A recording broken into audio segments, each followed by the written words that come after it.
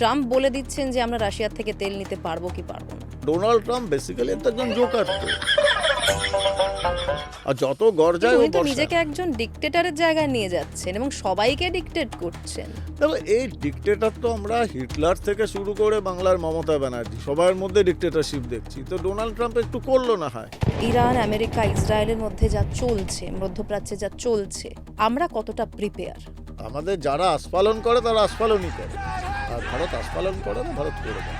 Loan Wolf বা sleeper sell active হয়ে ওঠার কি চান্স রয়েছে? নিশ্চয়ই আছে। জরুরি নয় যে তার নাম খান হবে, নিয়াজি হবে, শেখ হবে, রহমতুল্লাহ হবে, পাকিস্তান থেকে আসবে। এই বাংলার মাটিতে বসেই সে ব্যানার্জিও হতে পারে। এবার একেবারে অন্য একটা রোলে। একটা বড় টার্গেট, বড় মিশন নিয়ে এসেছি। টার্গেট ঠিক কি? আমার লক্ষ্য খুব স্থির, 14 তলা পরিষ্কার করতে হবে। ক্রিমিনালাইজেশন অফ পলিটিক্স এতদিন চলেছিল, এখন চেঞ্জ হচ্ছে। তৃণমূল আমার ওপর ভয়াবহ আক্রমণ করবে, আর আজকাল তো এআই এর জমানা। প্রত্যেকটা দলে কিন্তু ইন্টারনাল পলিটিক্সও চলে, সেগুলোর জন্য আপনি তৈরি? আরে এই বয়সে এসে যদি আগের থেকে কঠিন লড়াই না লড়ি তাহলে জীবনের কি মানে? লড়াই তো করবো, 100% করবো। অনেক কিছু স্যাক্রিফাইস করতে হলো।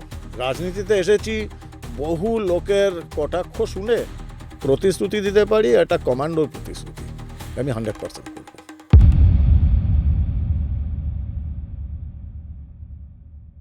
সঙ্গে সঙ্গীতায় আপনাদের সঙ্গে আমি সঙ্গীতা। আজকের এই পডকাস্টে আমাদের সঙ্গে রয়েছেন প্রাক্তন এনএসজি কমান্ডো এবং রাজনৈতিক ব্যক্তিত্ব দীপাঞ্জন চক্রবর্তী।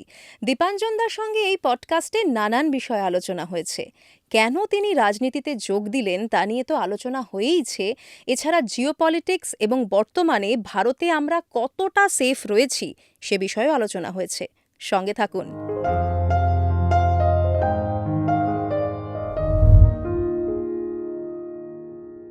দাদা, সঙ্গে সঙ্গীতায় স্বাগত। কেমন আছেন বলুন? একটু ভয় ভয় লাগছে, আজকে তোমার গুহায় ডেকে এনেছো, আগের বার তো আমার বাড়িতে ছিল, তো দেখা যাক সিংহিনীর গুহায় কি আছে অপেক্ষা। একদম না। আর আপনার পডকাস্ট, মানে আপনার সঙ্গে যে আলোচনা হয়েছিল, মানুষ এত ভালোবাসা দিয়েছেন, তাদের দাবিতেই কিন্তু আবার আপনার কাছে আমরা হাজির হয়েছি যে দাদা আপনাকে আসতেই হবে। আই বিলিভ 10.5 লক্ষ আমি যা দেখেছিলাম, it's really good. Credit goes to your production, your packaging, না, এভরিথিং। আপনার এক্সপিরিয়েন্স, আপনার কথা বলা, সবটা। ভালো। কেমন আছেন সেটা বলুন। খুব ভালো। Better কেমন than the চলছে? best. দারুণ, দুর্দান্ত।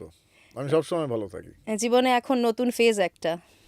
হ্যাঁ, জীবনে ফেজ বদলাতে হয়, না হলে একটু একঘেয়েমি এসে যায় না, একটু মাঝে মাঝে বদলাতে হয়, এবং বদলালে 180 ডিগ্রি। আমি ওই অল্প স্বল্প বিশ্বাস করি না। কোয়ালিশন নয়, করলে পুরোটাই, না হলে নয়। তাহলে কি এখন পুরোপুরি বাংলার বাসিন্দা? হ্যাঁ, বাংলার বাসিন্দা।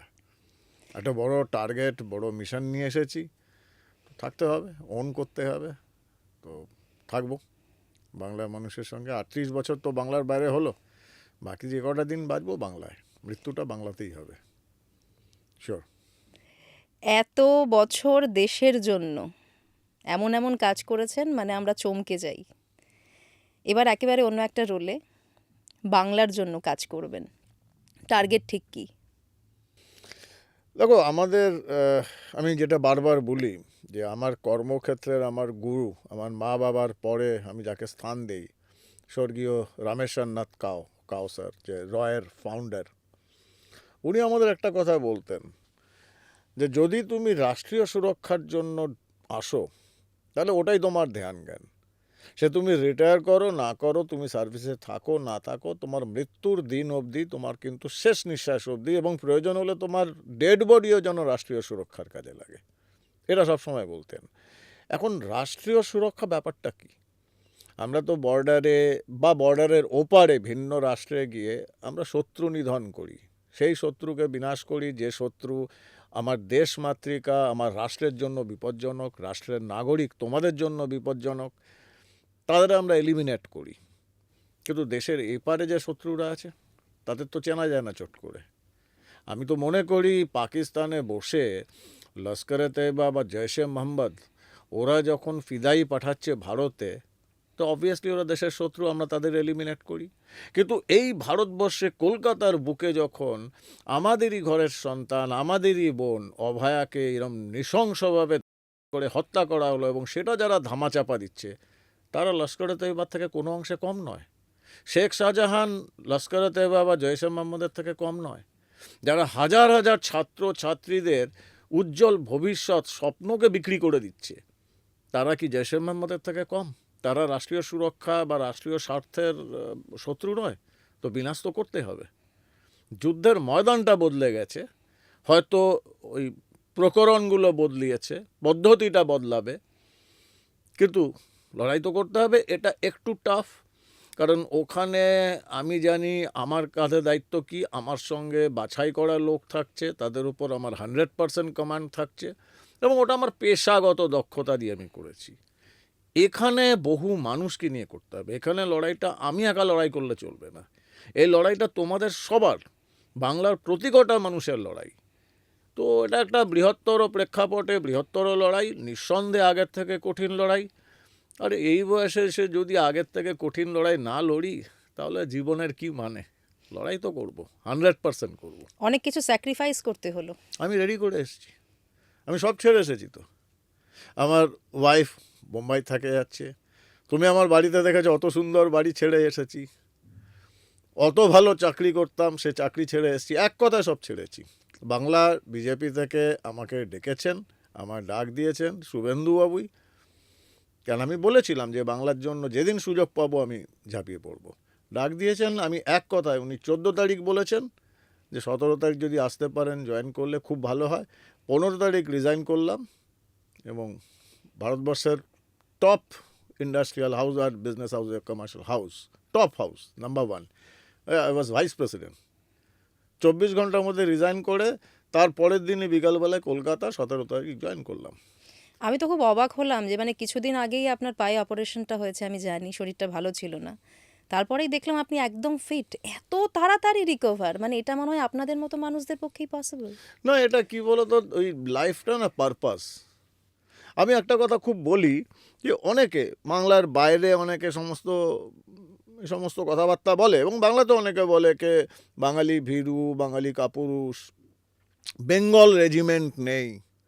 না, আমি বলি কি জানো, বাঙালি ভীরু কাপুরুষ এটা ভুল কথা। তুমি আন্দামানে যাও সেলুলার জেলে, সব থেকে বেশি বাঙালিদের নাম। বাঙালির একটা পারপাস চাই, গুড ব্যাড আগলি। 70 দশকে 60 দশকের শেষের দিকে যে নকশাল যারা বাংলায় ছিল, ব্রিলিয়ান্ট, বাস প্রেসিডেন্সি বলো, যাদবপুর বলো, সব মানে ব্রিলিয়ান্ট ছেলেমেয়েরা, আরজিকর হসপিটাল, তারা তো এক কথা সব কিছু শেষ করে দিয়েছে। সেটা তাদের পদ্ধতি পথ ভুল হোক ঠিক হোক, কারণ ওটা একটা পারপাস ছিল। আমার লাইফে এটা একটা পারপাস, কারণ বাংলার জন্য লড়বো, বাংলার মানুষের জন্য লড়বো, এই পরিবর্তন চাই। ঘরে বসে তো হবে না, আর ওই ডেলি 4 মিনিট করে কোনো টিভি চ্যানেলে বক্তব্য রেখে বা পডকাস্টে হবে না, যুদ্ধের ময়দানে নামতে হবে। আর বুড়ো হয়ে গেলেও তো যুদ্ধের ঘোড়া, আওয়াজ পেলে তো আপনা আপনি ফিট হয়ে যাই, আমিও হয়ে গেছি। আমি একটা জিনিস ভাবছিলাম আপনাকে দেখে, যে আপনি একদম অ্যাক্টিভ রাজনীতিতে চলে এলেন, আপনাকে দেখে হয়তো অনেকে মোটিভেট হবেন, কেননা আমাদের একটা প্রচলিত ধারণা আছে যে রাজনীতি খুব খারাপ জায়গা, রাজনীতিতে না যাওয়াই ভালো। দেখো, আমি ফৌজি, আমি সোজাসুজি কথা বলি, হয়তো বাজে লাগতে পারে, আমি জানি না, এর জন্য দায়ী কারা? আমরাই তো দায়ী। আমরা আমাদের ছেলে মেয়েদের ডাক্তার বানাবো, ইঞ্জিনিয়ার বানাবো, ম্যানেজমেন্টে ভালো চাকরি করবে, এমএনসিতে সুখী গৃহকোণ, একটা ইএমআই দিয়ে ফ্ল্যাট কিনবো, গাড়ি কিনবো, আমাদের পারপাস সেফ। এবং আমরা ঘরে বসে বলবো এই রাজ্যটার কিছু হবে না, এক পেগ হুইস্কি খেয়ে এই ডায়লগটা দিয়ে আমরা খাওয়া দাওয়া করে ঘুমিয়ে পড়বো। তো এটাকে শুধরাবে কে? যদি ভালো মানুষরা না আসে, ভালো মানুষরা কিসের ভয় পায়? এই যে আমি এসেছি, আমি জানি আমার উপর ভয়াবহ আক্রমণ হবেই, তৃণমূল আমার উপর ভয়াবহ আক্রমণ করবে। আর আজকাল তো এআই এর জমানা, কি বানাবে আমি জানি। আর ব্যাপারটা হচ্ছে, আমি যদি মনে করি, দেখো একটা মৌচাকে একটা, যেটাকে রানী মৌমাছি বলে বা মক্ষী রানী বলে, সে রানী মৌমাছির উপর দায়িত্ব হচ্ছে মৌচাকটাকে ঠিক করা। কিন্তু রানী মৌমাছি যদি বিগড়ে যায়, সে কিন্তু প্রচুর ক্ষতিকর, খুবই ক্ষতিকর, সেই মৌচাকটার জন্য ক্ষতিকর, তখন সেই রানী মৌমাছিকে বিনাশ করতে হয়। এবং রানী মৌমাছিকে বিনাশ করতে যাবে যে শ্রমিক মৌমাছিরা, তারা কি আমায় কামড়াবে না? কামড়াবে। তার জন্য আমাকেও প্রিপারেশন রাখতে হবে, আমি প্রস্তুত। প্রত্যেকটা দলে কিন্তু ইন্টারনাল পলিটিক্সও চলে, সেগুলোর জন্য আপনি তৈরি? দেখো, এটা হচ্ছে পার্সপেক্টিভ, অ্যান্ড পার্সপেক্টিভ আমার মনে আছে বহু আগে, স্বাধীনতার আগে, স্যার স্ট্যাফোর্ড ক্রিপস ইংল্যান্ডের, ওনাকে পাঠানো হয়েছিল ভারতবর্ষ স্বাধীনতার জন্য তৈরি কিনা দেখতে। উনি ভারত টারত ঘুরে উনি যখন ফিরে যান একটা রিপোর্ট দেন, এবং সেই রিপোর্টের সিংহভাগ ছিল ভারতের নালা নর্দমা সিওয়ারেজ সিস্টেম খারাপ, ভারতে এখানে ড্রেনে এখানে নোংরা পড়ে থাকে, ওখানে আবর্জনা পড়ে থাকে, এই সমস্ত লিখেছে সিংহভাগ। এটা নিয়ে যখন গান্ধীকে প্রশ্ন করা হয়, মহাত্মা গান্ধীকে, তখন তিনি বলেছিলেন যে ক্লিমেন্ট অ্যাটলি পাঠিয়েছিলেন প্রধানমন্ত্রী বলে, উনি ভুল লোককে পাঠিয়েছেন।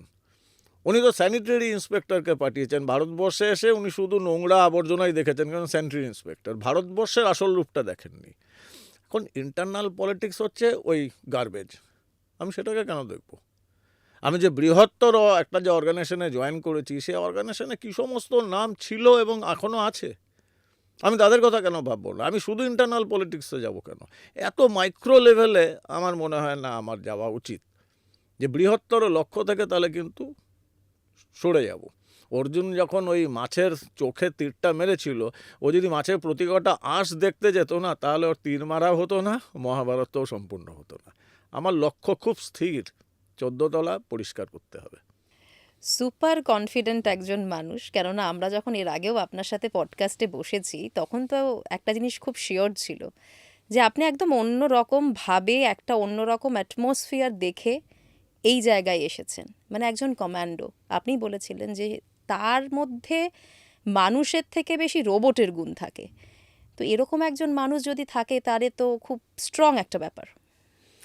দেখো, দুটো জিনিস, আমি স্ট্রং কিনা জানি না, আমার সেটা পজিটিভ নেগেটিভ আমি তাও জানি না, এটা মানুষ বিচার করবে। আমার দুটো জিনিস নেই, জিরো। আমার লোভ নেই, আমার ভয় নেই। আমাকে কে আটকাবে? আমি তো কোনো প্রত্যাশা নিয়ে আসিনি, বিন্দু মাত্র আমার প্রত্যাশা নেই।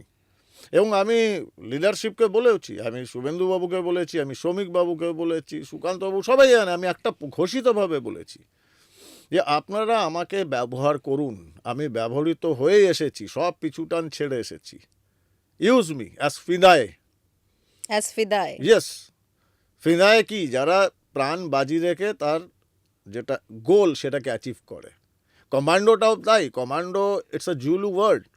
আফ্রিকার যুদ্ধে বুয়ার ওয়ারের সময় এটা একটা জুলু ওয়ার্ড ছিল, যে কি মান্ডু, সেখান থেকে এসছে commando, and the same meaning, যে প্রাণ বাজি রেখে প্রাণের বিনিময়ে যে কোনো কিছু অ্যাচিভ যারা করতে পারে তাদের বলা হয় কি মান্ডু, যেখান থেকে কমান্ডো শব্দটা এসেছে। তো আমি তো প্রাণ বাজি রেখে এসেছি, আমার তো তার প্রত্যাশা কিচ্ছু নেই। বাংলার যে অবস্থা, এটা আমি সহ্য করতে পারছি না। বাংলার ঘরে ঘরে যে অবস্থা আমরা তো দেখেছি, একের পর এক। তুমি পার্ক স্ট্রিট, কামদুনি, কি ভয়াবহ অবস্থা ভাবতে পারো? দাদা, এটা তো ভারতবর্ষের আরো অনেক জায়গায় হয়, সেটা নিয়েও আমাদের তাহলে ভাবা উচিত, শুধুমাত্র বাংলা কেন? Exactly, correct question. উত্তরপ্রদেশে হয়েছে, বলবে তো দিলীপ সেঙ্গার, কিন্তু দিলীপ সেঙ্গারের হয়ে যোগী আদিত্যনাথজি পুরো প্রশাসনকে নামিয়ে দিয়েছেন, সেটা দেখেছো? এটা একটা তো সামাজিক ব্যাধি, দুর্নীতিও একটা সামাজিক ব্যাধি, নারীদের ওপর অত্যাচার একটা সামাজিক ব্যাধি, এটা বাটন টিপে শেষ হবে না। কিন্তু কোনো রাজ্যের নির্বাচিত সংবিধানের শপথ নেওয়া মুখ্যমন্ত্রী সরাসরি প্রশাসনকে ব্যবহার করে দুষ্কৃতকারীদের বা এই যে অপরাধী এদের যে প্রোটেক্ট করছে, এটা তো ভাবা যায় না। চোখের সামনে আমি তোমাকে একটা এক্সাম্পল দিচ্ছি। দেখো, যে গুন্ডাগির্দি, এই যে বাহুবলী নেতা, মানে এই যে মস্তান, সারা ভারতবর্ষে রয়েছে, সবখানে রয়েছে। ইউপি ভয়াবহ অবস্থায় ছিল। না, আজও আছে দাদা, পুরোপুরি চলে যায়নি। ওকে, আমি সেটাই বলছি যে দেখো, ইউপিতে এটা একটা ভিডিও ইয়েতে ভাইরাল রয়েছে, গুগলে সার্চ করলেই তুমি সে একটা ছবি পাবে, বিখ্যাত ছবি বা কুখ্যাত ছবি। ইউপির তৎকালীন মুখ্যমন্ত্রী মুলায়ম সিং যাদব এবং আতিক আহমেদের বিরুদ্ধে অফিসিয়ালি 114টা কেস ছিল। আতিক আহমেদের বিরুদ্ধে এলাহাবাদ হাইকোর্টে যখন একটা কেস ওঠে, পর 11 জন বিচারক তারা বলে যে না, আমরা এই কেস নিতে পারবো না, প্রাণের ভয়ে। আতিক আহমেদের রেড করতে গেছিল ওর বাড়িতে একজন কনস্টেবল, জ্যান্ত তার ছাড়ানো হয়, যেমনভাবে পাঠার চামড়া ছাড়ানো হয়, তাকে ল্যাম্পপোস্টে ঝুলিয়ে দিয়ে আতিক আহমেদ মুলায়মকে ফোন করেছিল, ক্যাপ্টেন, এসপিকে কাপ্তান বলা হয়, কাপ্তান তেরে লিয়ে গিফট রাখা হয়, লে যাও। ওই আতিক আহমেদ অবর্ণনীয় অত্যাচার করেছে এলাহাবাদে এবং পুরো উত্তরপ্রদেশে। সেই আতিক আহমেদের পোষ্য কুকুর গ্রেট ডেন তার সঙ্গে মুলায়ম সিং হাত মেলাচ্ছে, এবং সেটা গুগলে সার্চ করো, আমি বলবো তোমাদের প্রোগ্রামে তোমাদের রিসার্চ টিমকে এই ছবিটাও যেন দেওয়া হয়, করতো। আর ওই উত্তরপ্রদেশে মুখ্যমন্ত্রী আদিত্যনাথজি, যোগী আদিত্যনাথজি এসে কিন্তু বলেছিলেন বিধানসভায় দাঁড়িয়ে যে मैं मिट्टी में मिला दूंगा, আর ওই আতিক আহমেদ খানকে মাটিতেই মিশিয়ে দিয়েছে।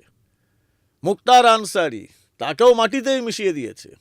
কিন্তু তা বলে উত্তরপ্রদেশটা কি সেফ হয়ে গেছে মহিলাদের আমি জন্য? আমি এটা বলছি, দেখো, আমি আবার বললাম সামাজিক ব্যাধি একদিনে হবে না, 10 বছর লেগেছে এখনো। কিন্তু হ্যাঁ, এটা ঘটনা, আমি উত্তরপ্রদেশে যাই, তুমিও যাও, আমি এই বেনারস গেছি সে তো 4 দিন আমিও আগে, বেনারস যাই। 4 দিন আগে বেনারস গেছি। বেনারসে গিয়ে আমি ওই কাশী বিশ্বনাথ মন্দিরে ভয়ঙ্কর ভিড়, তো আমি বারবার পকেটে হাত দিচ্ছি, তো আমার সঙ্গে পুলিশের লোকজন ছিল, ওরা আমাকে নিয়ে গেছে ভেতরে। তখন আমি সে পুলিশ অফিসার, যখন আমি বারবার পকেটে হাত দিচ্ছি, তখন আমার কাছে क्या हुआ सर? बोलो मेरा वॉलेट जेब में है। बोलो सर आप वॉलेट निकाल के यहाँ ज़मीन पे रख दीजिए, ये बाबा का राज है, यहाँ से कोई नहीं उठाएगा। बोला बाबा विश्वनाथ? बोले नहीं, वो तो है ही, ये बाबा योगी आदित्यनाथ जी, बुलडोजर बाबा। না And কিন্তু actually, কিন্তু এটা কিন্তু সব সময় সত্যি নয় no, দাদা। আমি তো 100% এই ক্লেম যে করছি না। ধরুন এই যে ঘটনাগুলো আমরাও তো গেছি, আমরাও দেখেছি, এবং আমরা কিন্তু সত্যি সত্যি, আমি নিজের এক্সপিরিয়েন্স বলি, আমি অনেক মানুষের পিকপকেট হতে ওখানে দেখেছি। Absolutely. তো এটা একেবারে যে রাইট তা না, নয়। আমি কখনোই বলছি না জিরো, তো হতেই পারে না। তোমাকে দেখো, মানে উত্তরপ্রদেশ একটা কিউবিকলের মধ্যে নেই, এয়ার বাবলের মধ্যে নেই, এটা হবেই হবে। প্রত্যেকটা জায়গাতেই রয়েছে, কিন্তু- আমাদের প্রত্যেকটা জায়গা থেকে এই সমস্যাগুলো দূর করা Absolutely. দরকার। সমস্যাটা কোথায়? সমস্যাটা হচ্ছে বাংলায় সর্বোচ্চ প্রতিনিধি উনি জাস্টিফাই করেন। ভারতবর্ষের ইতিহাসে তুমি সাংবাদিক, আজও সাংবাদিক, গত পরশুও সাংবাদিক ছিলে, 10 বছর আগেও সাংবাদিক ছিলে। আমাকে একটা উদাহরণ দেখাও ভারতবর্ষের কোনো একটা মুখ্যমন্ত্রী যিনি সদর্পে টিভি ক্যামেরার সামনে বাইট দিয়েছিলেন ভবানীপুর থেকে যখন গুন্ডা ছাড়িয়েছিলেন, এবং উনি মুখ্যমন্ত্রী হওয়ার পরেই যে আমি বাংলার গুন্ডা কন্ট্রোল করি। মেসেজটা কি যায়? মুলায়ম সিং যাদব কুকুর নিয়ে হ্যান্ডশেক করছেন। বাংলায়, ভারতবর্ষে খুব কম পলিটিশিয়ানস রয়েছে বা মুখ্যমন্ত্রী রয়েছেন যাদের সঙ্গে কোথাও না কোথাও মাফিয়া কানেকশন নেই, খুব কম। কিন্তু মুখ্যমন্ত্রী স্টেজে উঠে কুকুরের সঙ্গে হাত মেলাচ্ছেন একজন মাফিয়া বাহুবলী কুখ্যাত গ্যাংস্টারের কুকুরের সঙ্গে। আমাকে উদাহরণ দাও তো। এবং এটা আমরা বলি পুলিশ প্রশাসনে এটা পার্কোলেট করে। একটা সিপাই, একটা ইন্সপেক্টর, একটা এসপি, সে যখন দেখছে যে তার মুখ্যমন্ত্রী ওই কুখ্যাত গ্যাংস্টারের কুকুরের সঙ্গে হাত মেলাচ্ছে প্রকাশ্য মঞ্চে, ঘরে নয়, কারণ ব্যাপারটা কি হয় দেখো, এই যে ক্রিমিনালাইজেশন অফ পলিটিক্স এতদিন চলেছিল, এখন চেঞ্জ হচ্ছে, এখন হচ্ছে পলিটিসাইজেশন অফ ক্রিমিনালস। এটা তো সব থেকে বড় ব্যাপার দাদা। আমাদের তো দেশীয় রাজনীতি, রাজ্য রাজনীতি শুধু আমি বলবো না, কেননা এন্টায়ার দেশের ক্ষেত্রে একটা অদ্ভুত বড় ব্যাপার হচ্ছে, যারা একটা সময় গুন্ডাগার্দি করেছে তারাই কিন্তু দেখা যাচ্ছে গিয়ে রাজনীতিতে চলে আসছে। শিক্ষিত মানুষ রাজনীতিতে কম আসছে। এর জন্য আপনার মতো মানুষ যখন রাজনীতিতে আসে তখন সবাই খুব খুশি হয়। দেখো ব্যাপারটা কি জানো তো, এগেন আমি বলি, আমরা সবাই বাংলার তো গর্বের কথা বলি, বাঘা যতীনের কথা বলি, ক্ষুদিরাম বসু, কত নাম বলবো, বিনয় বাদল দীনেশ, এটা অগুন্তি।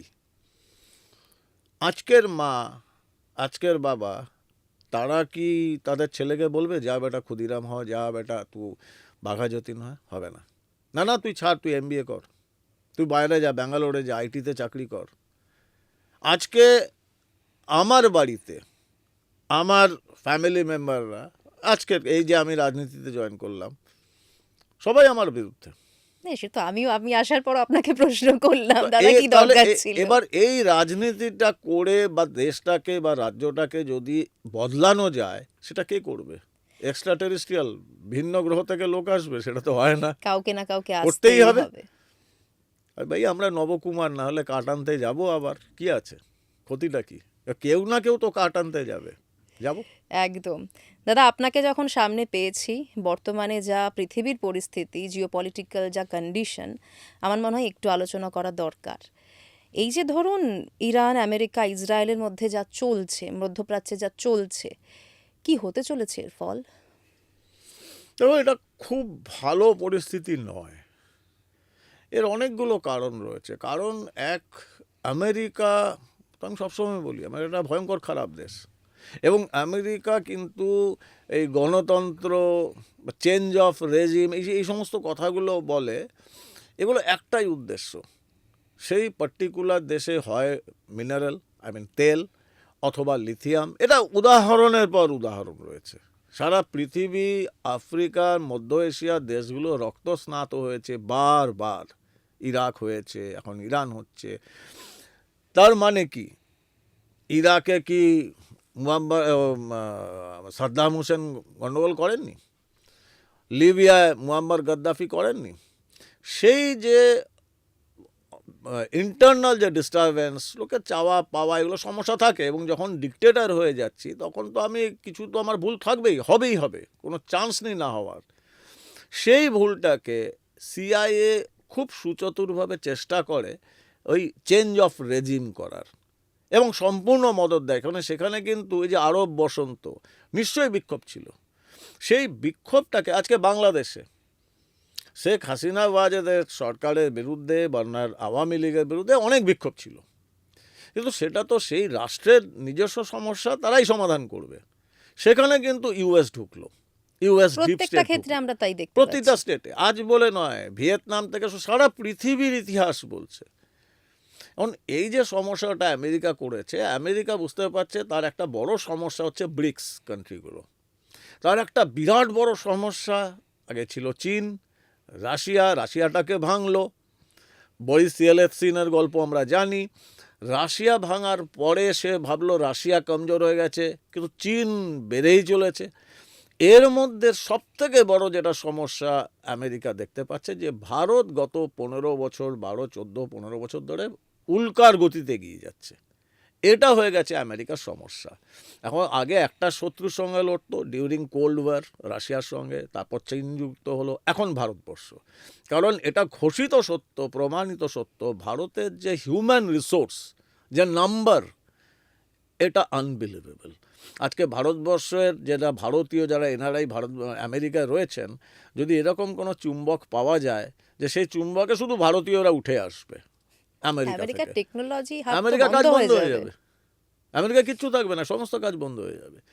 এখন আমেরিকা তার দিগন্ত বিস্তৃত করতে চাইছে। প্লাস এই লকহিড কর্পোরেশনের মতো যারা বড় বড় জায়ান্ট রয়েছে, আমেরিকাকে বলাই হয় যে আমেরিকার সরকার চালায় অস্ত্র যারা বানায়, অথবা অয়েল লবি, এই দুটো বেকটেলের মতো কোম্পানি, এই কোম্পানিগুলোর বিরুদ্ধে যারা যাবে তারা জন এফ কেনেডি হয়ে যাবে তখন। এবং ডোনাল্ড ট্রাম্প আদ্যপান্ত একজন ব্যবসায়ী, জর্জ বুশ সিনিয়র এবং জুনিয়র কিছুটার পরে এরম ব্যবসায়িক প্রেসিডেন্ট আর আমেরিকা পায়নি, ডোনাল্ড ট্রাম্প। এখন এই যে সমস্যাটা তৈরি করেছে, ইসরায়েলের নিজস্ব কারণ রয়েছে আরব দুনিয়ার সঙ্গে। এটা যেটা হয়ে গেছে, যেটা আমি আশঙ্কা করছি, যে এটা পরবর্তী জিহাদের টার্ন না করে। যেরকম আফগানিস্তানে যখন রাশিয়ান ইনভেশন হয়েছিল, যে ডাক দিয়েছিল যে ইসলাম খতরে পে হ্যায়, আমাদের মাসুদ আজাহার ইংল্যান্ডের একটি মসজিদে বসে এই ডাকটা দিয়েছিল প্রথম, ইসলাম খতরে পে হ্যায়, সো লেটস গেট ইউনাইটেড। এটা একটা খুব বিপজ্জনক দিক নিঃসন্দেহে।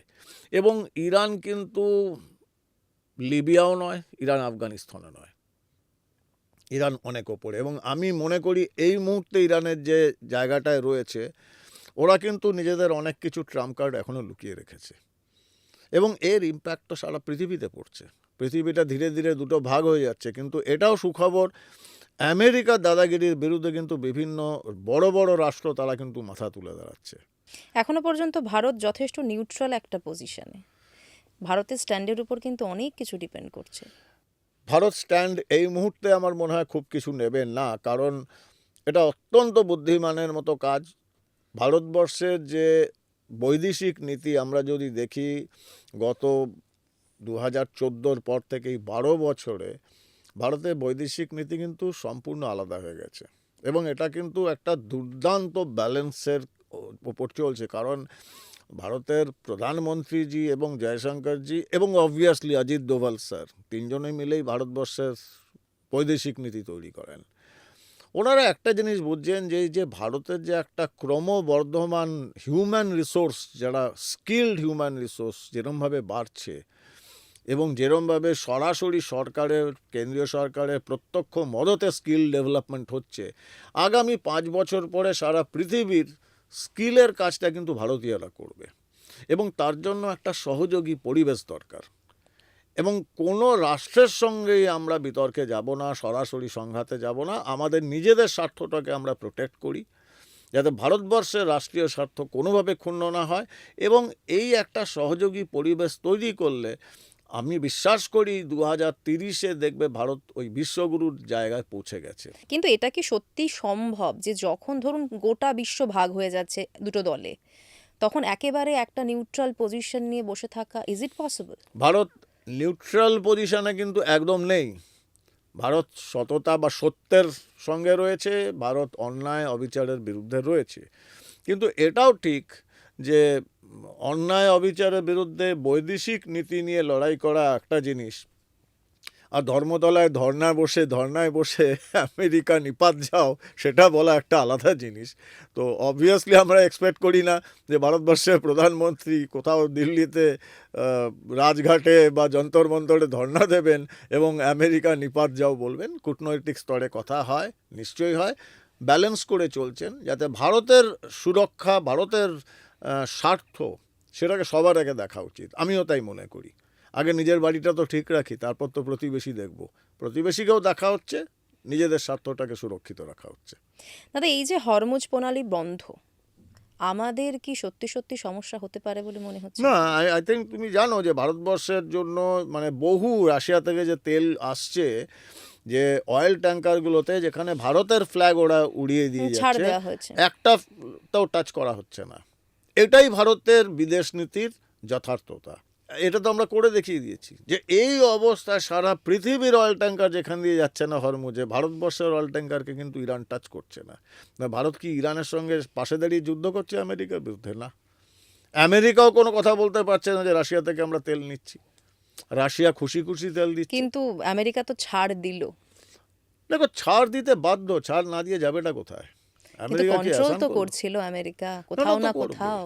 না, এটা ডোনাল্ড ট্রাম্প। দেখো, ডোনাল্ড ট্রাম্প বেসিক্যালি তো একজন জোকার তো, আর যত কিন্তু গর্জায় ও উনি তো বর্ষায় নিজেকে না। একজন ডিক্টেটরের জায়গায় নিয়ে যাচ্ছেন এবং সবাইকে ডিক্টেট করছেন।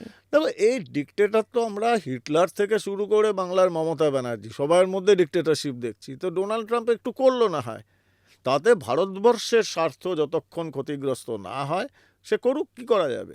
আমেরিকার মানুষ ক্ষেপে উঠছে ডোনাল্ড ট্রাম্পের উপরে। এখন সেটা তো ডোনাল্ড ট্রাম্প, এখন এটা তো কাউকে, তো আমেরিকার প্রেসিডেন্ট, তাকে প্রেসিডেন্টও ওরা বানিয়েছে। যেমন বাংলার মেয়েকে চেয়েছিল আমেরিকা, ডোনাল্ড ট্রাম্পকে পেয়েছে। কিন্তু এটা কোথাও খারাপ লাগার একটা জায়গা মানুষের মধ্যে তৈরি হয় হয়তো যখন আমরা শুনি যে ট্রাম্প বলে দিচ্ছেন যে আমরা রাশিয়ার থেকে তেল নিতে পারবো কি পারবো না। বাবা, ও তো 52 না 55 বার বলেছে যে ভারত পাকিস্তানের যুদ্ধটাও নাকি অপারেশন সিঁদুর ও থামিয়ে দিয়েছে। এটাকে কেউ বিশ্বাস করে? কেউ?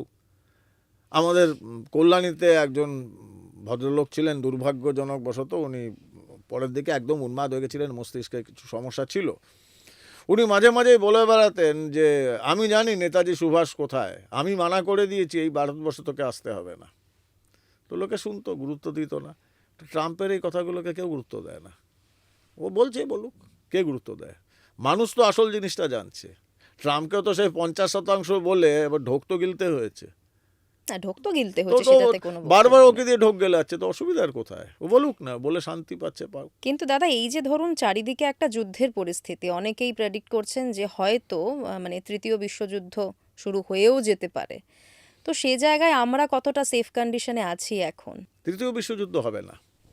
1939-35 দ্বিতীয় বিশ্বযুদ্ধ, আর এই মাঝখানে এত বছর চলে গেছে, 80-90 বছর, মানুষ এবং প্রত্যেকটা রাষ্ট্র কিন্তু সচেতন হয়েছে।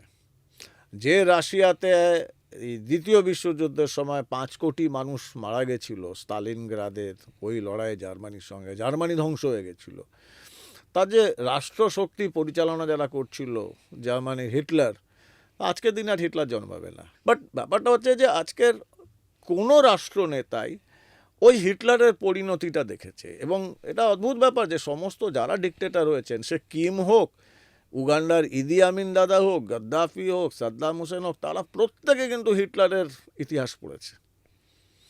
ওইটা পড়ে কিন্তু তারা একটা জিনিস জানতো যে একটা ডিক্টেটরের শেষ পরিণতি কী হয়। আবার তুমি বলবে 7ই মে কী পরিণতি হবে, আমি তার মধ্যে যাচ্ছি না, কারণ ডিক্টেটরদের পরিণতি ওই রকমই হয়। এটা আজকের পৃথিবী জানে। আজকের পৃথিবীর রাষ্ট্রনেতারা ওই তৃতীয় বিশ্বযুদ্ধে জড়াবে না। কিন্তু যা চলছে তাতে তো খুব একটা ভরসাও করা যাচ্ছে না। না, এটা আমি একদম দৃঢ় বিশ্বাস করি তৃতীয় বিশ্বযুদ্ধের কোনো জায়গাই নেই। কারণ একটা সময় কিন্তু রাশিয়া, চীন, ভারত, এটা একটা দেখো, এটা একটা অক্ষশক্তি তৈরি হচ্ছে।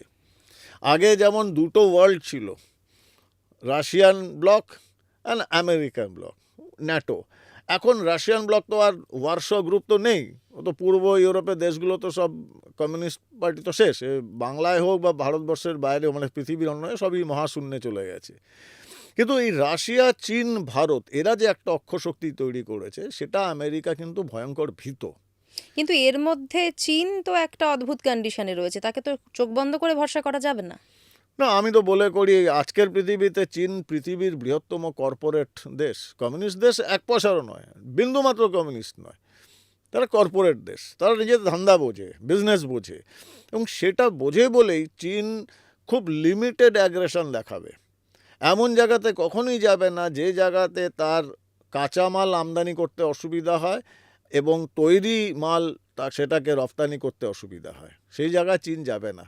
একটু একটু ওই ড্রাগন কিন্তু আর গরম নিঃশ্বাস ফেলে না, একটু লেজ নাড়ায়, তাতে লোকে ভয় পেলে ভালো, নাহলে তখন তাকে কেনবার চেষ্টা করে।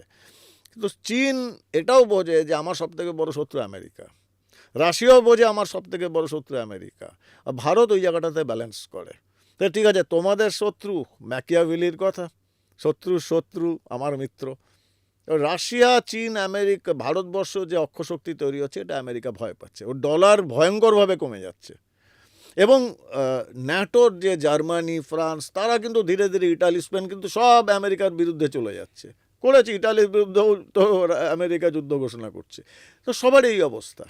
কিন্তু এর মধ্যে যদি দাদা পাকিস্তান এই যুদ্ধে পার্টিসিপেট করে, তাহলে কি আমরা সমস্যায় কোনোভাবে পড়তে পারি? না, পাকিস্তান পার্টিসিপেট করছে, এটা কিন্তু ডোনাল্ড ট্রাম্প খুব সুপরিকল্পিতভাবে এই ব্যাপারটাকে জড়াচ্ছে। কারণ পাকিস্তান নিজেদের মনে করে ইসলামিক ব্রাদারহুডে তারা নাকি লিডিং কান্ট্রি। না, সৌদির সাথে তো ওদের অলরেডি খুব একটা খারাপ ট্রিটি সাইন অবস্থা। হয়েছিল। হ্যাঁ, কিছু পাকিস্তান তো দিচ্ছে না, কারণ দেখো এই সৌদি যে কান্ট্রিগুলো, মধ্যপ্রাচ্যের দেশগুলো, সব আমেরিকা সাপোর্টে রয়েছে, কারণ ওই ব্যবসায়িক স্বার্থ। জিহাদ পরে হবে, আগে ব্যবসা। তো সেটা ওরা করছে। পাকিস্তানের অবস্থা হয়ে গেছে, পাকিস্তান বৈদেশিক নীতি, অর্থনীতি, সমরাস্ত্র, সব দিক থেকে ভিখারির অবস্থা, ইনক্লুডিং ক্রিকেট। তো সেখানে পাকিস্তান এখন কি করার আছে? আমেরিকা ছাড়া পাকিস্তানের নিজস্ব তো বিদেশ নীতি নেই। কারণ আমেরিকা যা বলবে ওদের লাফাতে হবে, ওরা জানে। কারণ পাকিস্তানের সমস্যা হচ্ছে, পাকিস্তানের যারা প্রধানমন্ত্রী হয় বা প্রেসিডেন্ট হয় বা চিফ অফ আর্মি স্টাফ হয়, তারা সবসময় জানে যে আমার আয়ু খুব বেশি হলে 3 বছর, 5 বছর, এর বেশি যদি আমাকে এটাকে কন্টিনিউ করতে চাই, বা এই পাকিস্তানের জন্য একটা সুস্পষ্ট স্বাধীন বিদেশ নীতি তৈরি করতে যাই, তাহলে আমার পরিণতি হবে ইমরান খান নিয়াজি, জেলে যাব। তো 3-5 বছরে যা লুটে আমি বিদেশে চলে যাব, একটা কোনো রাষ্ট্রের আমি রাজনৈতিক আশ্রয় বা পলিটিক্যাল অ্যাসাইলাম নিয়ে চলে যাব, যারা সবাই হচ্ছে, পারভেজ মুশারফও তাই করেছেন। তো সেই জন্য পাকিস্তান কখনোই নেক্সট জেনারেশন বা ফিউচার জেনারেশন বা পরবর্তী 5 বছরে কি ইম্প্যাক্ট হবে ওগুলো নিয়ে ভাবে না।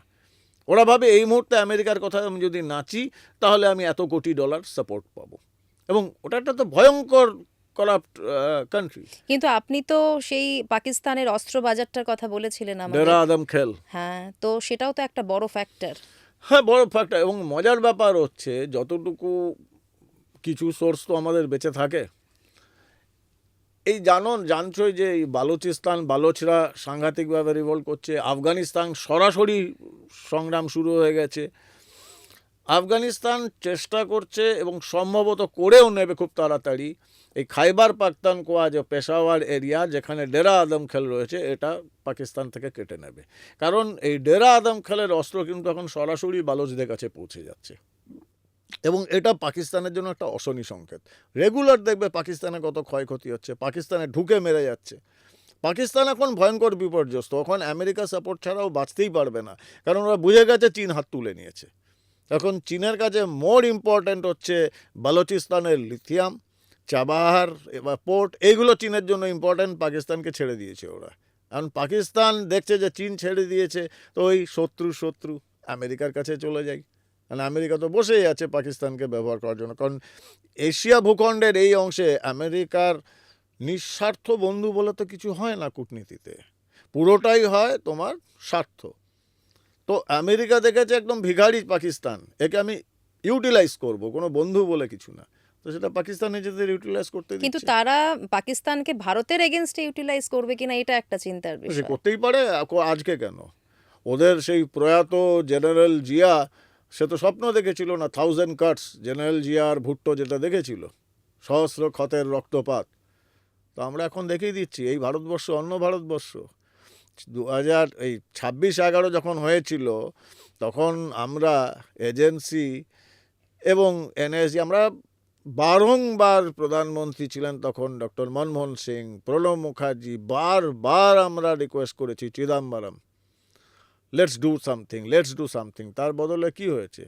আমাদের ডসিয়ার বানাতে বলা হয়েছে, আর পাকিস্তানের বিরুদ্ধে তথ্য সংগ্রহ করে ওই ডসিয়ার নিয়ে ভারতবর্ষ সারা বিশ্বের দরবারে গিয়ে ভিখারির মতো ঘুরে বেরিয়েছে। আর আজ উল্টো, আজ অপারেশন সিঁদুর আমরা দেখেছি, উড়ি দেখেছি।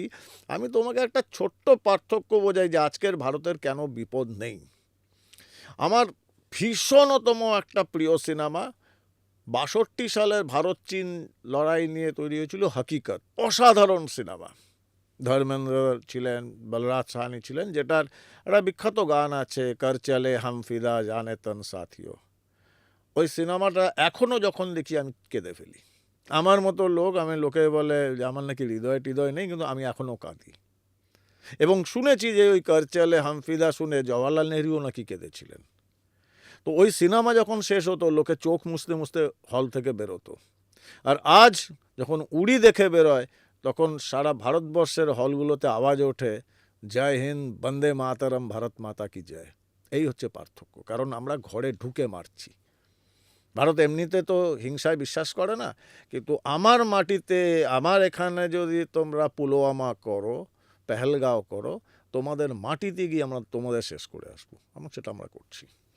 দাদা, লোন উলফ নিয়ে আপনার কিছু কাজ রয়েছে, তো এই মুহূর্তে যখন সারা পৃথিবী অস্থির, তখন ভারতে লোন উলফ বা স্লিপার সেল অ্যাক্টিভ হয়ে ওঠার কি চান্স রয়েছে? নিশ্চয় আছে। এবং ভারতবর্ষে তুমি যদি রাজ্যবাড়ি বলো, তাহলে ভারতবর্ষের সব থেকে বড় বিপদের জায়গা আমাদের এই পশ্চিমবঙ্গ। এই যে তুমি একটা প্রশ্ন করলে যে আপনি রাজনীতিতে কেন জয়েন করলেন, আমি তখন বললাম রাষ্ট্রীয় সুরক্ষা। এবং রাষ্ট্রীয় সুরক্ষার যারা শত্রু তাদের চেহারা বদলে যায়।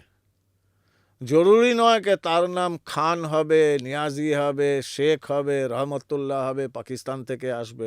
এই বাংলার মাটিতে বসেই সে ব্যানার্জিও হতে পারে। এর বিরুদ্ধে তো লড়তে হবে, কারণ বাংলা অ্যাকচুয়ালি, যেটা আমি বলি দুর্ভাগ্যজনকভাবে হলেও, বাংলা একটা আগ্নেয়গিরির স্তূপে বসে রয়েছে, বারুদের স্তূপে বসে, আগ্নেয়গিরির স্তূপে বসে বাঙালি পিকনিক করছে। যেদিন বিস্ফোরণ হবে বাঙালিকে কিন্তু খুঁজে পাওয়া যাবে না। সেই পরিস্থিতিতে যাচ্ছে, এর বিরুদ্ধে আমাদের লড়তে হবে। কি কি সমস্যা হতে পারে, বা এই যে লোন উলফ বা স্লিপার সেল, এটা নিয়ে একটু বলুন আমাদের। এই যে লোন উলফটা কি হয়, কি একজন যখন এটাকে ব্যবহার করা হয় তখন এই সন্ত্রাসবাদী সংগঠনগুলো যারা হ্যান্ডলার, তারা এরকম লোক খুঁজে বার করে। সেই ব্যক্তিটিকে যথেষ্ট একটা ট্রেনিং দেওয়া হয়, তাকে পুরো ইনফ্রাস্ট্রাকচার, লজিস্টিক ব্যাকআপ দেওয়া হয়, তারপরে তাকে ছেড়ে দেওয়া হয়। তখন তাকে আর কন্ট্রোল করা হয় না, সে ইন্ডিপেন্ডেন্টলি একা সেই কাজটা করবে। এবং এটা খুব বিপজ্জনক, কারণ ধরো আনসারুল্লাহ বাংলা টিম, আনসারুল্লাহ বাংলা টিম হচ্ছে আল কায়দার বাংলাদেশ হেড। তারা যখন পশ্চিমবঙ্গের মাটিতে তাদের স্লিপার সেল তৈরি করছে, তারা অর্গানাইজেশন তৈরি করছে, সেগুলোর উপর কিন্তু আইবির নজর থাকে। তো সেন্ট্রাল আইবিরও থাকে, স্টেট আইবিরও থাকে। এই যে নজর, কারণ জানে যে প্রতি কটায় যে মডিউল বলা হয়, এই মডিউলগুলোর নিজস্ব একটা মোডাস অপারেন্ডি থাকে, কাজ করার ধরন, এগুলোকে ট্র্যাক করা যায় এবং জানি যে কাকে ট্র্যাক করতে হবে, কীরকমভাবে ট্র্যাক করতে হবে, এবং একটা নিরন্তর ট্র্যাকিং চলে যতক্ষণ না তারা এমন কোনো অপরাধ করছে যেই অপরাধের জন্য তাদের তোলা যায়। কিন্তু যে লোন উলফ, সে তো ইন্ডিভিজুয়াল। এটা একটা পুরনো ঘটনা জানো তোমরা নিশ্চয়ই, যে বাস্তিল ডেতে ফ্রান্সে একজন ভদ্রলোক ইয়েমেনের, এবং উনি আইএস যেটা ইসলামিক স্টেট দেশ, তার ফিদায় ছিল লোন উলফ। একটা ট্রাক নিয়ে, ট্রাকে কিন্তু কোনো রকম অস্ত্র শস্ত্র বিস্ফোরক কিচ্ছু ছিল না, কারণ সেই ব্যক্তিটি হচ্ছেন সব থেকে বড় অস্ত্র, তার মগজ ধোলাই হয়েছে এবং তিনি ফিদায়ে। তিনি ট্রাক নিয়ে বাস্তিল ডে সেলিব্রেশনের ভেতরে তীব্র গতিতে গাড়ি নিয়ে চলে গেল, 100 লোককে পিষে মেরে দিল। তো এই লোকটিকে তুমি আটকাবে কী করে? সে তো চিন্তা ভাবনা করছে। তুমি অস্ত্র সংগ্রহ করছো, বিস্ফোরক সংগ্রহ করছো, প্রিপারেশন নিচ্ছ, সেগুলোকে ট্র্যাক করা যায়। কিন্তু তুমি মনের মধ্যে ভেবে রেখেছো যে আমি এই জিনিসটা করব, তো কি আটকাবে? কিন্তু যখন ধরুন কারো ব্রেন ওয়াশ করা হচ্ছে, তার তো কোনো একটা কানেকশন থাকবে। দেখো, এটা আমার মনে হয়, আমি নিশ্চিত বিশ্বাস এবং অবভিয়াসলি আমি পার্টির মধ্যেও এই কথাটা বলবো আমার সীমিত সামর্থ্যের মধ্যে, জবকি আমি জানি যে আমার থেকে বড় বিশারদ এক্সপার্ট কেন্দ্রীয় সরকারে হাজারো লোক আছে, অনেক বিশারদ। কিন্তু আমি যেটা মনে করি যে বিজেপি যখন সরকারে আসবে, এই পরিবর্তনের সরকারে একটা বড় লক্ষ্য হওয়া উচিত ডির্যাডিক্যালাইজেশন।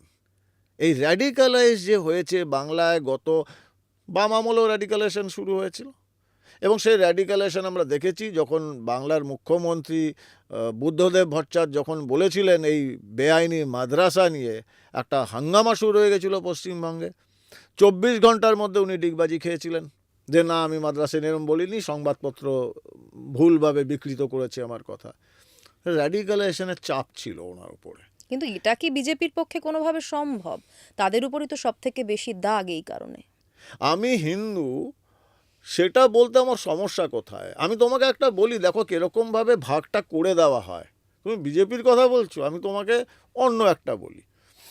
আমি তখন দিল্লি জওহরলাল নেহরু ইউনিভার্সিটিতে, এবং তথাকথিত একজন ফায়ার ব্র্যান্ড নেতা ছিলেন কলকাতার বাঙালি, পরে সিপিএম তাকে লাথি মেরে বার করে দিয়েছে, এখন সে এদিক ওদিক ঘুরে এখন কংগ্রেসে গেছে। সে ফায়ার ব্র্যান্ড লিডার আমার বাড়িতে এসেছিলেন। এই ইয়াং ছেলেরা, ছাত্ররা আসতো, খুব ভালোবাসি আমি ছাত্রদের সঙ্গে আড্ডা মারতে, কথা বলতে। তো এসে আমার বাড়িতে, আমি খুব গান ভালোবাসি, তুমি দেখেছো আমার সেই গানের ড্রয়ার বার করেছে, হাজারো হাজারো সিডি ক্যাসেট। ও বার করে প্রথমে দেখলো আমার কাছে না, দুর্ভাগ্যজনক বা ঘটনাচক্রে যে ড্রয়ারটা বার করেছে তাতে পণ্ডিত ভীমসেন যোশী, পণ্ডিত আপনার তো যশরাজজি, পছন্দের সব এগুলো। হ্যাঁ আমার গুরু পণ্ডিত রাজন মিশ্রাজি, তাদের ভজনের ক্যাসেট, ভজনের সিডি। ও দেখে তুলে প্রথম সিডিটা ওঠালো, ওটাতে পণ্ডিত ভীমসেন যোশী আর লতা মঙ্গেশকরের রাম ভজন। ওর উত্তরটা আমাকে প্রশ্ন করলো, এ কি দীপাঞ্জন দা, তুমি চাড্ডিদের গান শুনছো? ডিভাইডটা কারা করেছে? ডিভাইডটা কারা করেছে? আজকে আমরা বলি, বিজেপির লোকরা বলি, yes I am a proud Hindu, এটা বলতে আমার কোনো অসুবিধা নেই। ওরা কি করছে এটা বলেনি যে আমরা মুসলিম প্রেমিক। ও ভীমসেন যোশী, লতা মঙ্গেশকর, দীপাঞ্জন, তিনজনকে একই জায়গায় দাঁড় করিয়ে দিল যে আমি নাকি চাড্ডিদের গান শুনছি, এবং এটা 1999 2000 সালে। এটাই পলিটিক্স। তো বাংলায় যদি র্যাডিক্যালাইজেশন বলি, তাহলে আগে ওই র্যাডিক্যালাইজেশনটা দেখো যেটা বামরা শুরু করেছে। বাংলায় যদি র্যাডিক্যালাইজেশন বলি, তাহলে সেই র্যাডিক্যালাইজেশনটা দেখো যেখানে বাংলার মুখ্যমন্ত্রী দুধেল গায়ে কনসেপ্টটা দিচ্ছেন, এবং গতকালও যেটা বলেছেন যে নির্দিষ্ট কমিউনিটি যদি একবার একজোট হয় তাহলে 1 সেকেন্ডে আপনারা ভ্যানিশ হয়ে যাবেন বা বিপদ। এটা র্যাডিক্যালাইজেশন নয়। এটা সব ক্ষেত্রে আমি না, মানে আমি খুব হিন্দুদের কথা আনফরচুনেট। বলছি, না তখন না কেন না, র্যাডিক্যালাইজেশন? দেখুন দাদা, আপনিও খুব ভালো করে জানেন যে আমি কিন্তু খুব প্রাউডলি আমি সনাতনী। কিন্তু আমার বক্তব্য হচ্ছে আমাদের রাজনীতিতে এই কথাগুলো আসার কি খুব দরকার আছে? না, দরকারটা তখন হয় যখন আমার ধর্ম, আমার সংস্কৃতি, এটা আমাকে বাঁচাতে হয়। আমরা এটা কেন ভাবছি না এই ভারতবর্ষ তো হিন্দুদের? তুমি যদি ঐতিহাসিকভাবে দেখো, বাবরও বাইরে থেকে এসেছে, মুসলিম কালচার বাইরে থেকে এসেছে, এই কালচারগুলো তো বাইরে থেকে এসেছে। কিন্তু তারা তুমি এসে তো থেকে গেছে, তাদেরকে আমরা বাদ দেবো কি না না, করে? আমি তো বাদ দেওয়ার কথা বলছি না, আমরা একবারও বলছি না বাদ দেওয়ার কথা। কিন্তু প্রশ্নটা হচ্ছে যে তুমি যখন আরব থেকে আসছো, মধ্যপ্রাচ্য থেকে আসছো, আর্যাবর্তের ইরান থেকে আসছো, আজকে বুদ্ধিস্টরা তারা তো ভারতবর্ষ থেকেই বেরিয়েছে। অবশ্যই।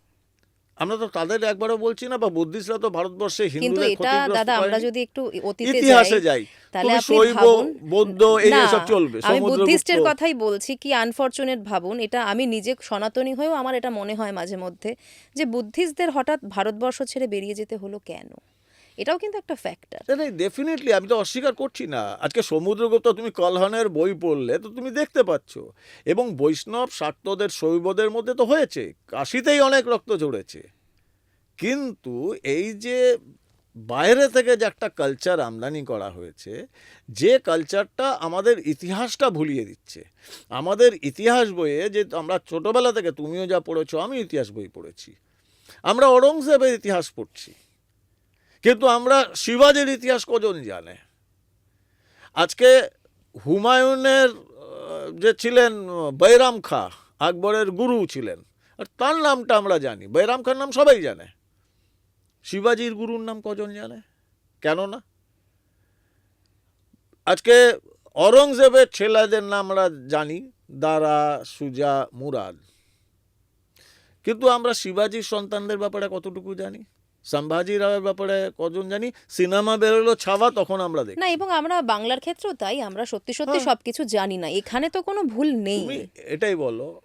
আমি এখন নয়, মানে আমি খুব গর্ব করে বলি, আমি ছোটবেলা থেকে ভীষণ বই পড়তে ভালোবাসতাম। স্কুলে পড়া না, ওটা আমার খুব একটা পছন্দ ছিল না, কারণ পরীক্ষা দিতে হতো। তো তুমি দেখেছো আমার কাছে হাজার হাজার বই প্রচুর রয়েছে। প্রচুর।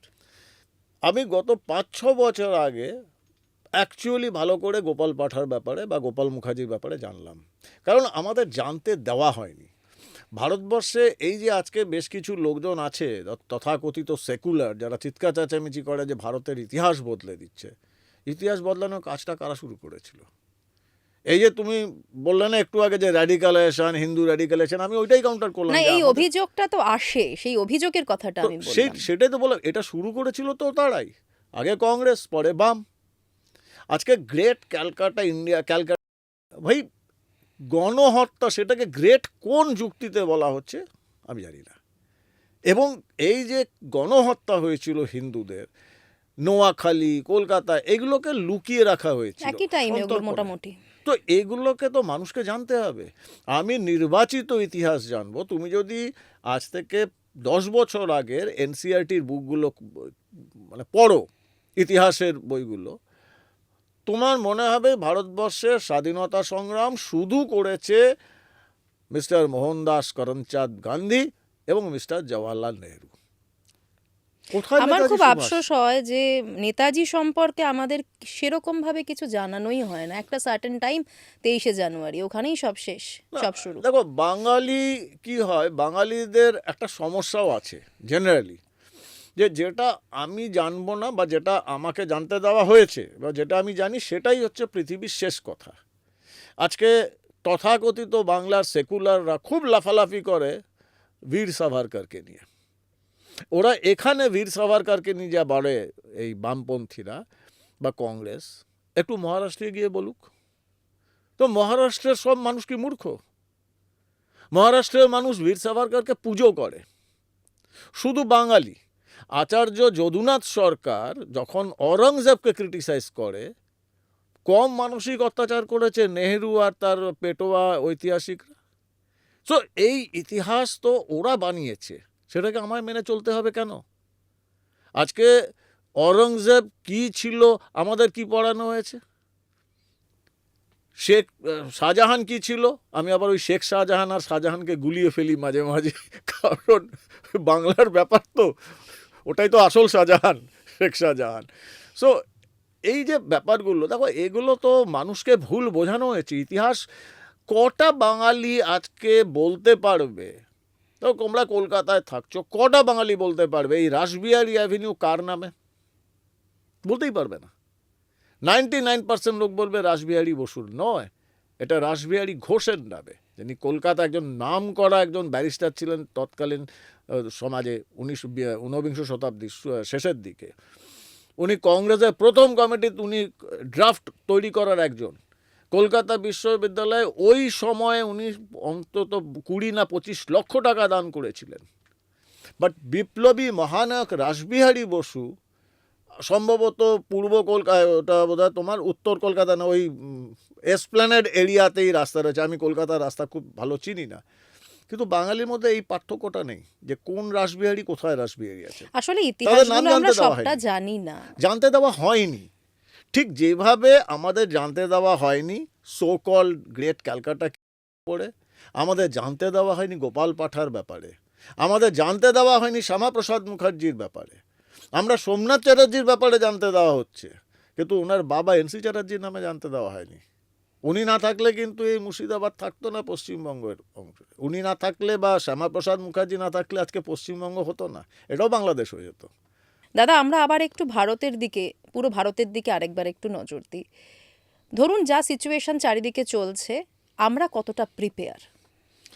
এক কথায় বলতে গেলে, এটার উত্তর দিতে গেলে ভারত সর্বাংশে প্রস্তুত। দেখো, আজকের দিনে সারা পৃথিবীতে যদি তুমি যে প্রিপারেশনের কথা বলছো, সেটা যুদ্ধ পরিস্থিতির কথা রেখে বলছো। আজকের পৃথিবীতে যুদ্ধ পরিস্থিতিতে কোনো দেশ কতটা প্রিপেয়ার্ড, সেটা দুটো তিনটে অ্যাসপেক্ট রয়েছে। এক, সেই দেশের যে সমরাস্ত্রের ভাণ্ডার, তার রিজার্ভ কত আছে, নাম্বার ওয়ান। নাম্বার টু, সেই দেশে এই মুহূর্তে যে জ্বালানি তেল, পেট্রোল হোক ডিজেল হোক, তার স্টক কতটা রয়েছে। নাম্বার থ্রি, তার খাদ্য সঞ্চয় সেটা কতটা রয়েছে। নাম্বার ফোর, তার স্বর্ণ মজুত কতটা রয়েছে। এটা একটা খুব ইম্পর্ট্যান্ট। এবং আরও একটা বিরাট বড় ইম্পর্ট্যান্ট হচ্ছে তার মধ্যবিত্ত সমাজ কতটা স্ট্রং, এবং তার ন্যাচারাল যে হিউম্যান রিসোর্স, সেই হিউম্যান রিসোর্স বা মানব সম্পদ সেটা কতটা মজবুত। কারণ যুদ্ধে দেশ ক্ষতিগ্রস্ত হবেই, সে আক্রমণকারী হোক অথবা আক্রান্ত হোক। সেই অবস্থা যুদ্ধ একটা সময় শেষ হবে, তারপর সেই দেশটা কতটা ঘুরে দাঁড়াবে, রিকভার করবে কতটা তাড়াতাড়ি। এই সবগুলোর দিক থেকে ভারতবর্ষ আজকে পৃথিবীর যে কোনো মানে বড় দেশ, আমেরিকা, চীন, রাশিয়ার সঙ্গে ভারত সমতুল্য। ভারত প্রিপেয়ার্ড রয়েছে, এটাতে কোনো ডাউটের কারণ নেই। এবং ভারত আস্ফালন করছে না, কিন্তু আমরা তো দেখিয়েছি আস্ফালন করার তো দরকার পড়ে না। আমাদের যারা আস্ফালন করে তারা আস্ফালনই করে, আর ভারত আস্ফালন করে না, ভারত করে দেখায়। ধরুন এই যে মেট্রো সিটিগুলো, আমরা সবসময়ই দেখি যে যখন কোনো একটা যুদ্ধের সিচুয়েশন ক্রিয়েট হয়, মেট্রো সিটিগুলোর উপর সবার আগে আঘাত করা হয়। তো এরকম কোনো প্রিপারেশন কি নেওয়া রয়েছে মেট্রো সিটিগুলো সেফটির জন্য? দেখো, এটা বোধহয় জানো যে 26/11 পর 26/11 যে ভয়াবহ অবস্থা হয়েছিল বম্বেতে, তার কারণটা ছিল যে অত ক্ষতি হয়তো হতো না যদি এনএসজি টাইমলি রেসপন্ড করতো। কারণ তখন ওই কনসেপ্টটাই ছিল না, এনএসজি শুধু মানেসার থেকে যেত। এখন ভারতবর্ষের যতগুলো মেট্রো সিটি রয়েছে সবগুলোতে এনএসজি হাব রয়েছে। কলকাতাতেও রয়েছে, ব্যাঙ্গালোরে, চেন্নাইয়ে, হায়দ্রাবাদে, মুম্বাইয়ে, এগুলো সব, লখনৌয়ে এনএসজি হাব রয়েছে। এক নম্বর তো এনএসজি রেসপন্ড করার জন্য সবসময় 24 ঘন্টা প্রিপেয়ার্ড, এবং প্রতি কটা মেট্রো সিটিতে গুরুত্বপূর্ণ ইনস্টলেশনগুলোতে রেগুলার কিন্তু আমাদের ড্রিল হয়। এবং এটা ঘটনা যে আমাদের পশ্চিমবঙ্গের কথা যদি বলি, কলকাতা পুলিশের কথা বলি, তারা কিন্তু রীতিমতো ড্রিলগুলোতে অংশ নেয়। এবং আমি আমার লোকজনদের কাছ থেকে যা শুনি এনএসজি লোকজনের সঙ্গে, কলকাতা পুলিশের যে এসটিএফ বা কলকাতা পুলিশের যে অ্যান্টি টেরোরিস্ট বা কাউন্টার টেরোরিস্ট টিম, তারা যথেষ্ট দক্ষ, কোনো সন্দেহ নেই। কলকাতা পুলিশ বা ওয়েস্ট বেঙ্গল পুলিশ, আমি যদি কলকাতার পার্সপেক্টিভ বলি, এরা কিন্তু এদের দক্ষতা নিয়ে আমার কোনো সন্দেহ নেই। এই যে আমি আজকে এখন তারিফ করলাম West Bengal police, Calcutta police, আমি জানি কতটা দক্ষ, কিন্তু এই ক্যালকাটা পুলিশ সেই সোনা পাপ্পুকে ধরতে পারে না। কতদিন হয়ে গেল, 10-12 দিন, 15 দিন হয়ে গেল। সোনা পাপ্পু কেন? ওই অ্যাক্টিভলি ডিঅ্যাক্টিভেট করে রাখা হয়েছে। এটা যদি ভারতবর্ষের বাকি মেট্রো সিটিগুলোর কি কন্ডিশন? আকাশ পাতাল তফাৎ। কারণ ওখানে সে রাজনৈতিক দল যেই হোক, ব্যাঙ্গালোরে তো কর্ণাটক সরকার তো কংগ্রেসের, কিন্তু কর্ণাটকের কংগ্রেস সরকারের মুখ্যমন্ত্রী উনি জানেন যে আমার কাছে আমার নাগরিকদের নিরাপত্তা সব থেকে আগে, এবং এনএসজি বিজেপির নয়, এনএসজি ভারত সরকারের, এনএসজি কংগ্রেসেরও নয়, তৃণমূলেরও নয়, সিপিএমেরও নয়। কিন্তু এখানে সব জিনিসই ওই একটা রাজনৈতিক এটা ব্যাপারে কি এগিয়ে। বাস্তবে হয় দাদা? যারা সেন্ট্রালে রয়েছেন তারা কি পুরো ব্যাপারটা, তারা কি সবকিছু চালনা করেন না? না না, দেখো এনএসজি পার্টিকুলার, আমি যদি এনএসজির কথা বলি তাহলে এনএসজি এমন একটা সংগঠন যার সঙ্গে রাজনীতির কোনো সংস্পর্শ আমরা ছিল কিন্তু না। সিবিআই ইডির ক্ষেত্রে স্পষ্টভাবে দেখতে পাই, এটা সাধারণ মানুষও বুঝতে পারে, তারাই কথা বলেও। না, এটা আবার মানুষের কিছুটা অপটিক্যাল ইলিউশন তো হয়, এই যে দেখার ব্যাপারটা অপটিক্যাল ইলিউশন, যেটা এমনিতেও বলা হয় যে কোনো মানুষ কতটা সুন্দর সেটা যে দেখছে তার চোখে 50% থাকে।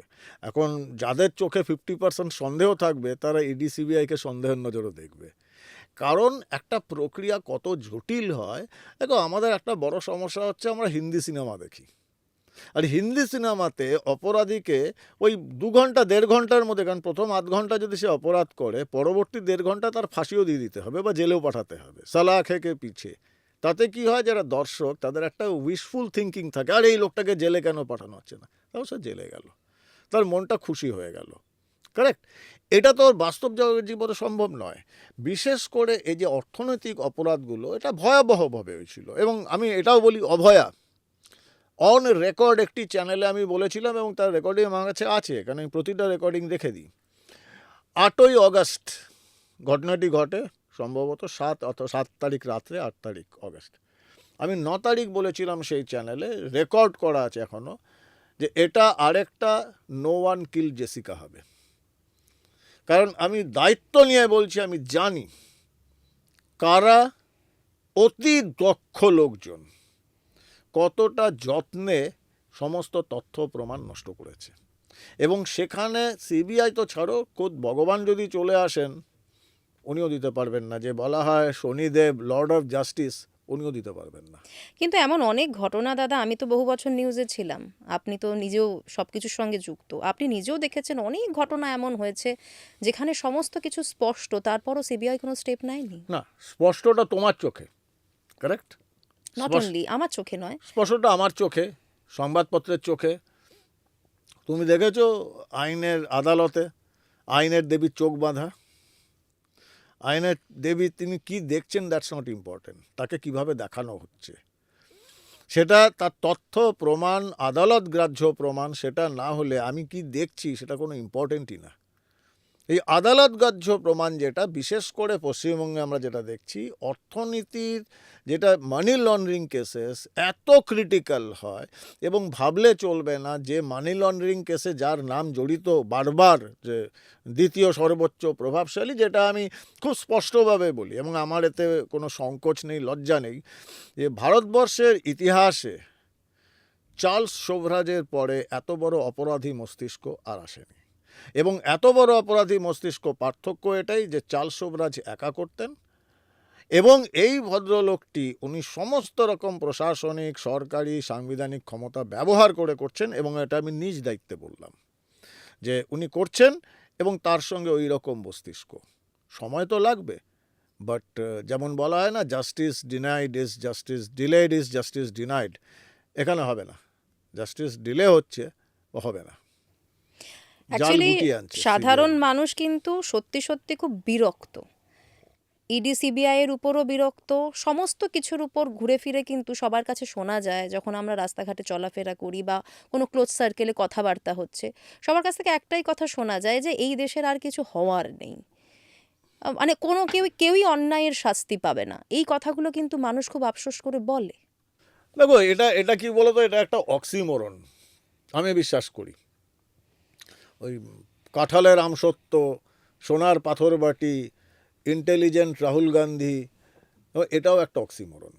এদিকে আমি বলবো যে এই রাজ্যের কিছু হবে না, এই দেশের কিছু হবে না, আর হওয়ানোর জন্য যেটা দরকার, যে রাজনীতিতে সক্রিয়ভাবে আসতে হবে, সিস্টেমটাকে বদলাতে হবে। না, রাজনীতিতে আমি কথা বলবো না, আমি রাজনীতির কিছু বুঝি না।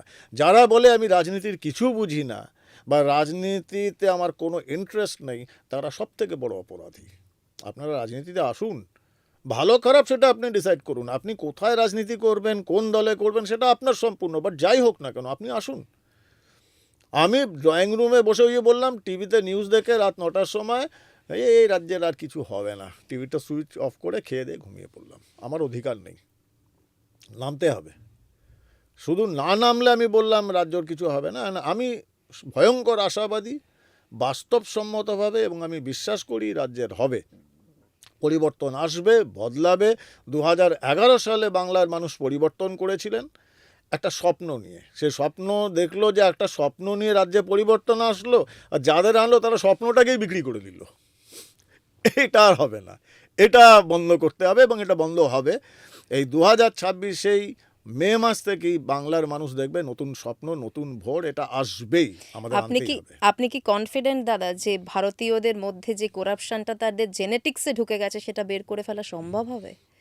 দেখো, আমি ব্রিটিশ রাজত্বের সাংঘাতিক বিরোধী, কারণ আমাদের গোলাম করে রেখেছিল, অবর্ণনীয় অত্যাচার করেছে, শোষণ করেছে, সব ঠিক আছে। কিন্তু ব্রিটিশ রাজত্বে কিন্তু ওরা দুর্নীতিটাকে প্রশ্রয় দিত না, এটা মানতে বাধ্য। তাহলে আমাদের মধ্যে দুর্নীতিটা আসলো কোথা থেকে? কেউ ইঞ্জেকশন তো দিয়ে যায়নি, আমরা নিজেরাই তৈরি করেছি।